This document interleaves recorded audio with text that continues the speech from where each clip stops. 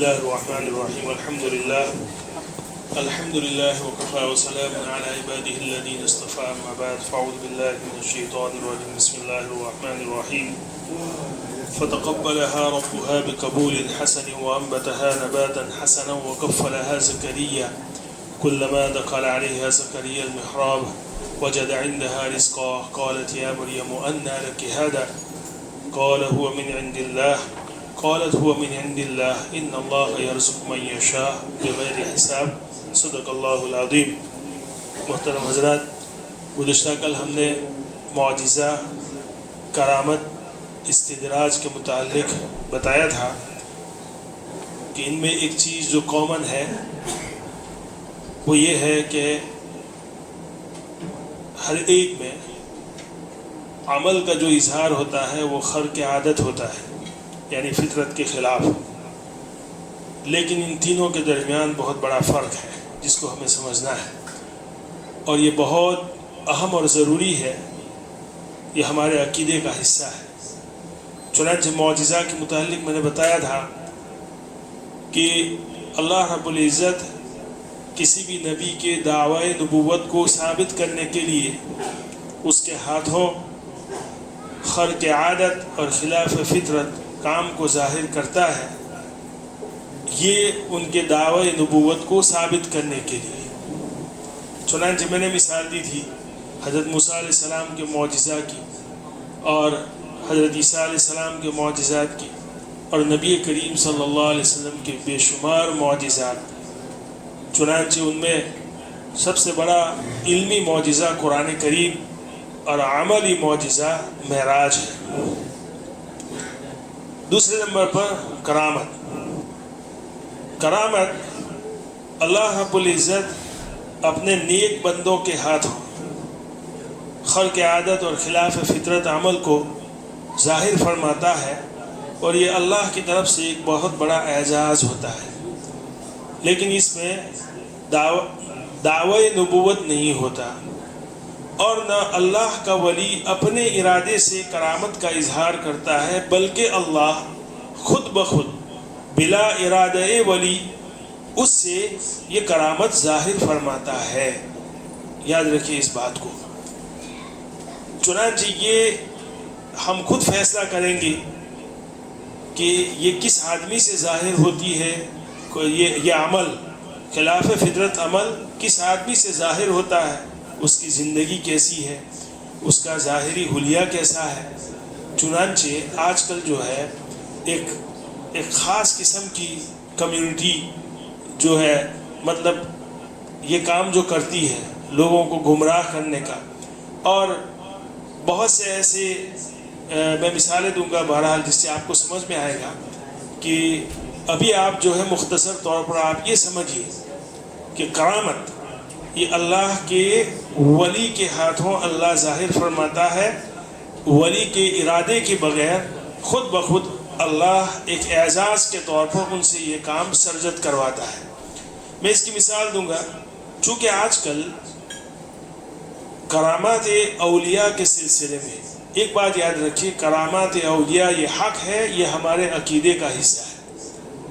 سمجھ رہے ہیں ہم وہاں تک پہنچے یا نہیں پہنچے؟ یہ جو آئے گا عقیدے میں کہ کرامات اولیاء یہ حق ہے، یہ یاد رکھیے. ہمارا عقیدہ ہے اہل سنت والجماعت کا، اور اس کی نشانیوں میں سے ایک نشانی یہ ہے کہ جو یہ مانتا ہو کہ اولیاء سے کرامت کا ظہور یہ ممکن ہے اور یہ حق ہے.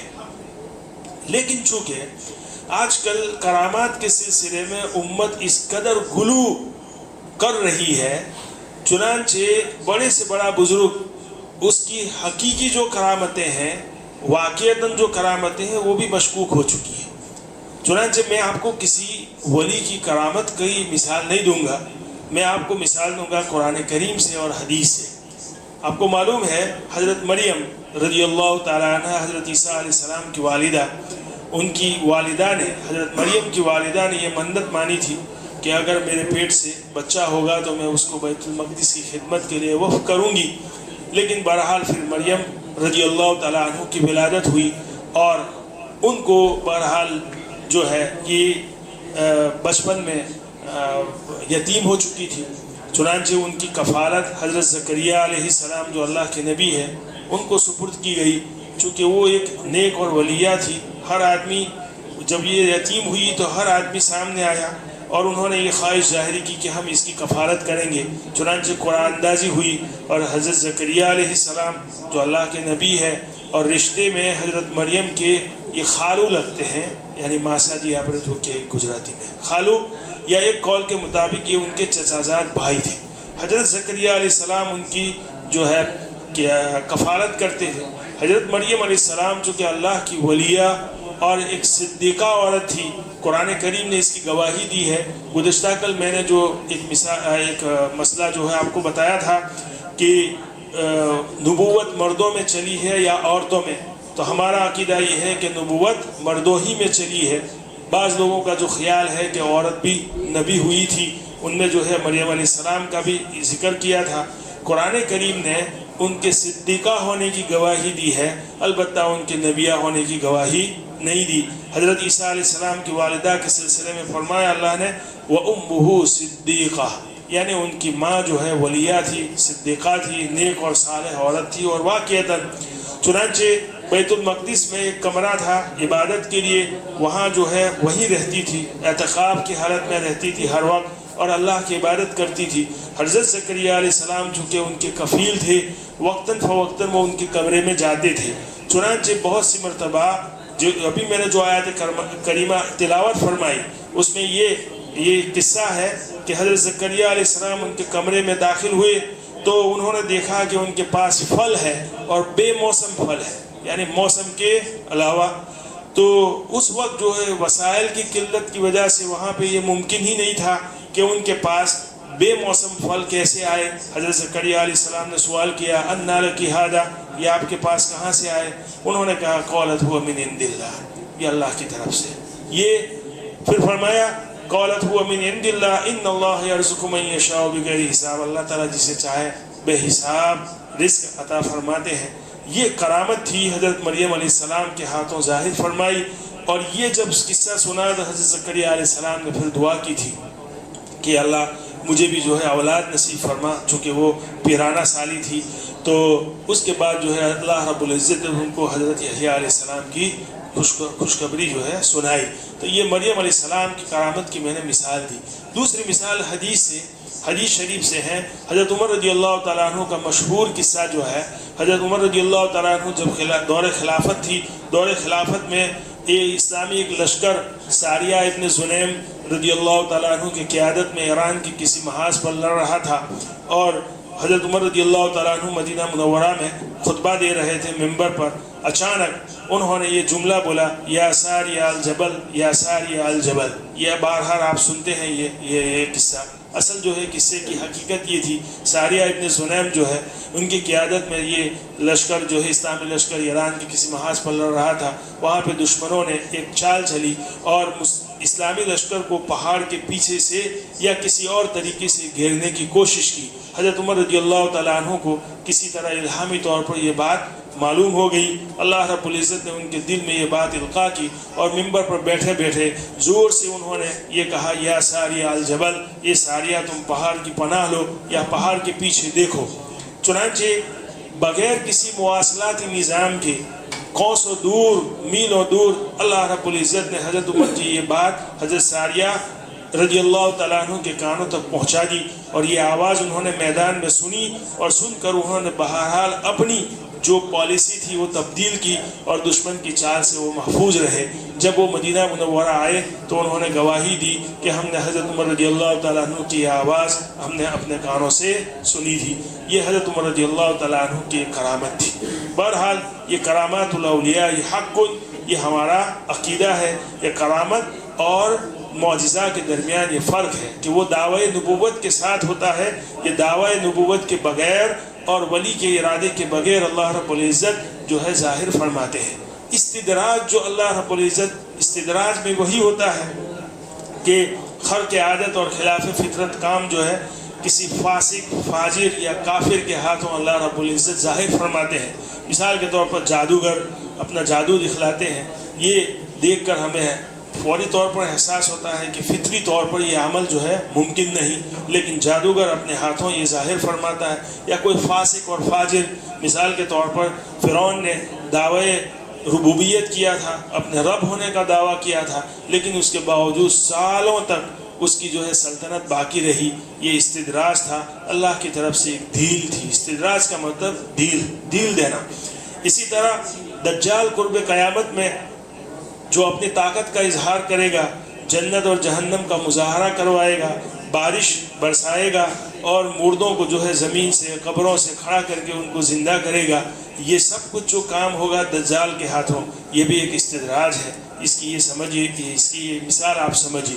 تو استدراج کسی فاسق یا فاجر کے ہاتھوں خلاف فطرت عمل کا اظہار کرنا یا کروانا، یہ اللہ کی طرف سے ہوتا ہے۔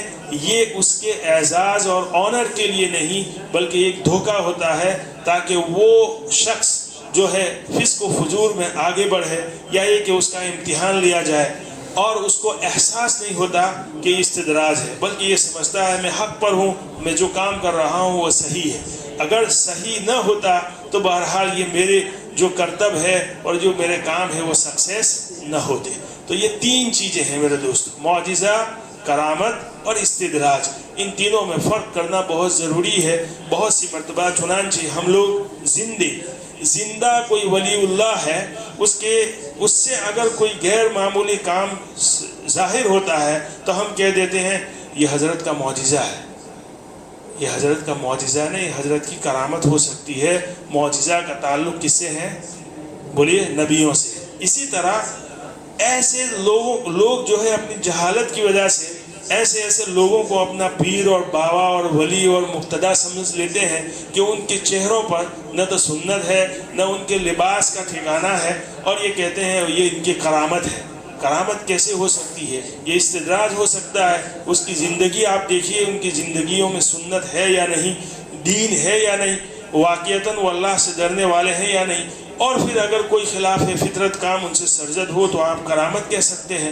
اگر ایسا نہیں ہے اور ان سے خلاف فطرت کوئی کام سرزد ہوتا ہے تو آپ استدراج کہیے، اس کو کرامت مت کہیے۔ بہرحال یہ تین چیزوں میں فرق تھا، میں نے آپ کو بتا دیا۔ یہ عقیدے کا حصہ ہے اور اس کو جاننا اور فرق کرنا یہ بہت ضروری ہے۔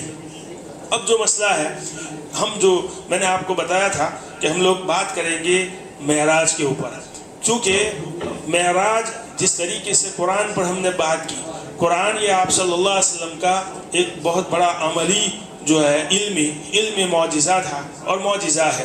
رسول اللہ صلی اللہ علیہ وسلم کا سب سے بڑا عملی معجزہ یہ معراج ہے، اور اس کو جاننا، اس کے متعلق حق اور باطل جو چیزیں ہیں اس میں فرق کرنا، اور اس کے متعلق اپنے عقیدے کو مضبوط کرنا یہ بہت ضروری ہے۔ آج ممکن نہیں ہے کہ ہم اس کو مکمل کریں، انشاءاللہ کل اس کو مکمل کریں گے۔ ہو سکتا ہے کہ اتوار کو بھی ہم جو ہے ہمیں اس کے اوپر بات کرنی پڑے تو کریں گے، لیکن آپ لوگوں سے گزارش ہے کہ آپ جو ہے مجلس کو اٹینڈ کریے انشاءاللہ۔ دیکھیے، سب سے پہلی بات یہ ہے کہ اہل السنہ والجماعت یعنی اشعری اور ماتریدی جو جماعت کے ہم لوگ ہیں، ہمارا یہ عقیدہ ہے کہ معراج یہ نبی کریم صلی اللہ علیہ وسلم کا سب سے بڑا عملی معجزہ ہے، اور یہ جسم اور روح کے ساتھ بیداری میں ہوا ہے۔ میں اس لیے کہہ رہا ہوں، بہت سے لوگوں نے اس کو یہ کہا کہ یہ نیند میں ہوا تھا۔ نیند میں اگر کوئی چیز ہوئے تو یہ کوئی بہت بڑی کمال کی بات نہیں۔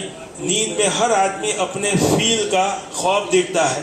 کرکٹر ہے، وہ دیکھتا ہے کہ میں نے سینچری لگائی، میں ہندوستان کی کرکٹ کی ٹیم کا حصہ ہو گیا، کوئی بہت بڑی بات نہیں ہے اگر اس نے خواب دیکھا۔ ہم میں سے ہر آدمی جو ہے خواب میں 4 شادیاں کرتا ہے، یہ کوئی بہت بڑی بات نہیں ہے۔ بڑی بات تو یہ ہے کہ بیداری میں کر کے دکھاؤ۔ آپ سمجھ رہے ہیں میری بات؟ تو ہر آدمی اپنے فیل کا خواب دیکھتا ہے، یہ کوئی بہت بڑی بات نہیں ہے۔ اگر رسول اللہ صلی اللہ علیہ وسلم کو معراج کا جو واقعہ اگر خواب میں ہوا ہوتا یا روحانی طور پر ہوا ہے، صرف بدنی طور پر نہیں، تو کفار مکہ اس پر واویلا کھڑا نہ کرتے۔ بہرحال عقیدہ جو ہے صاف شفاف کہ رسول اللہ صلی اللہ علیہ وسلم کا جو ہے معجزہ معراج یہ جسم اور روح کے ساتھ بیداری میں ہوا ہے۔ سمجھ رہے ہیں؟ ایک بات۔ دوسری بات، یہاں سوال یہ ہے کہ معراج کا وقوع کب ہوا تھا؟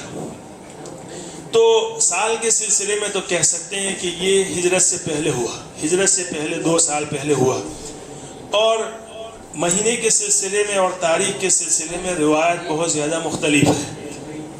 بہت سے لوگوں نے کہا ربیع الاول میں ہوا، ربیع الاخر میں بھی روایت ہے، رجب میں بھی روایت ہے، رمضان میں بھی روایت ہے، اور شوال میں بھی روایت ہے، اور تاریخ کے سلسلے میں تو کوئی تعین نہیں ہے۔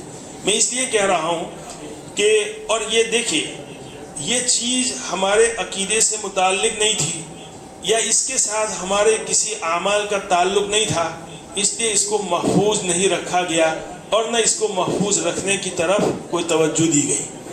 ورنہ اگر معراج کی رات، جس طریقے سے ہمارے بہت سارے مسلمان بھائی معراج کی رات کی تعین کرتے ہیں 27 رجب کو، کہ 27 رجب ہی کو معراج جو ہے، معراج کا واقعہ پیش آیا تھا، ہمارے علماء کہتے ہیں کہ محقق بات ہے کہ اس کا کوئی ثبوت نہیں، یعنی یقینی طور پر آج کو آپ معراج کی رات 27ویں رات کو آپ متعین کریں، اس کا کوئی ثبوت نہیں ہے، مختلف اقوال ہے۔ اور اسی طرح معراج کی رات کو عبادت کی رات سمجھنا، اور اس میں خاص جو ہے شب قدر اور شب برات کی طرح جو ہے اعمال کرنا، اور دوسرے دن روزہ رکھنا، اس کا کوئی ثبوت ہمیں جو ہے ہماری شریعت سے، ہماری جو شریعت حقہ جو ہے اس سے ہمیں کوئی ثبوت نہیں ملتا۔ کیوں؟ کیسے؟ دیکھیے، ہماری شریعت کے ہمارے جو اعمال ہیں، جو کرنے کے ہیں، وہ محفوظ ہے۔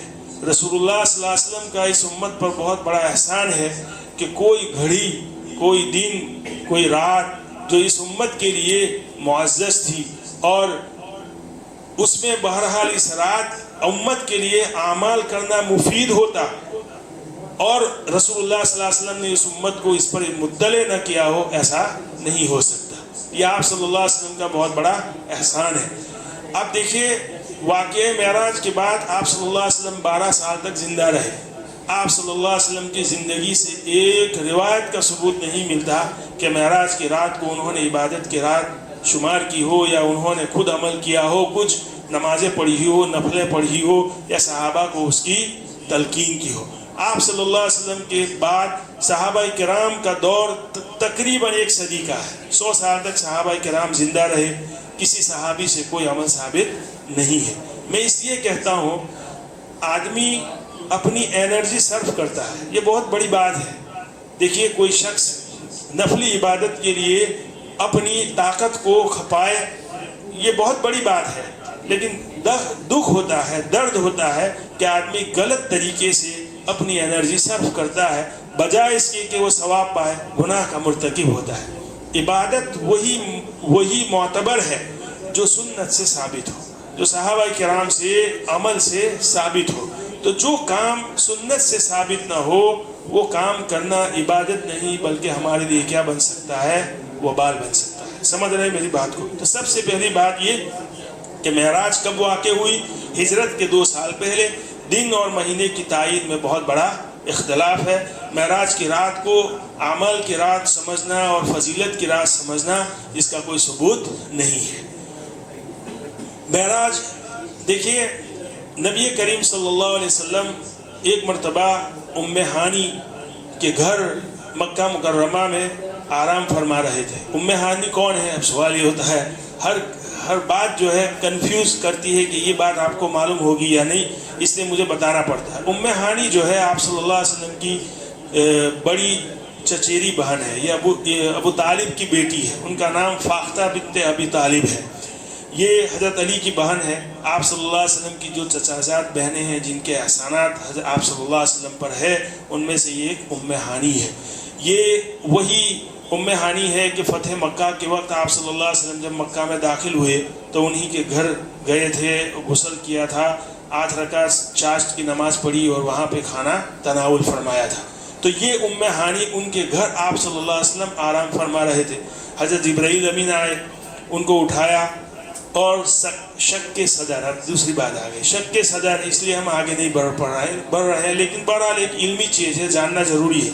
شک کے صدر ہوا، یعنی سینے کو چاک کیا گیا، آپ صلی اللہ علیہ وسلم کے دل کو نکالا، زمزم سے اس کو دھویا، اور پھر بہرحال ان کو واپس رکھ دیا۔ دیکھیں یہ شق صدر کے جو واقعات ہیں آپ صلی اللہ علیہ وسلم کی زندگی میں 4 مرتبہ پیش آئے، یہ جاننا بہت ضروری ہے۔ اوکیجنلی اللہ رب العزت نے یہ کام کیا ہے، حضرت جبرائیل کے واسطے سے کروایا، اور اس میں بہت ساری حکمتیں تھیں۔ سب سے پہلے جب آپ صلی اللہ علیہ وسلم کی عمر 2.5 سال کی تھی اور یہ قبیلہ بنی سعد میں تھے، حضرت حلیمہ سعدیہ رضی اللہ تعالیٰ عنہ ان کو اپنے گھر لے گئی تھی، وہ اپنے رضائی بھائی کے ساتھ کھیل رہے تھے، جبرائیل امین آئے، ان کو لٹایا، سینے کو چاک کیا، دل کو نکالا، زمزم سے دھویا، اور بہت ساری حکمتوں سے اور بہت سارے اعلیٰ اخلاق سے اس کو منور کیا اور پھر واپس رکھ دیا۔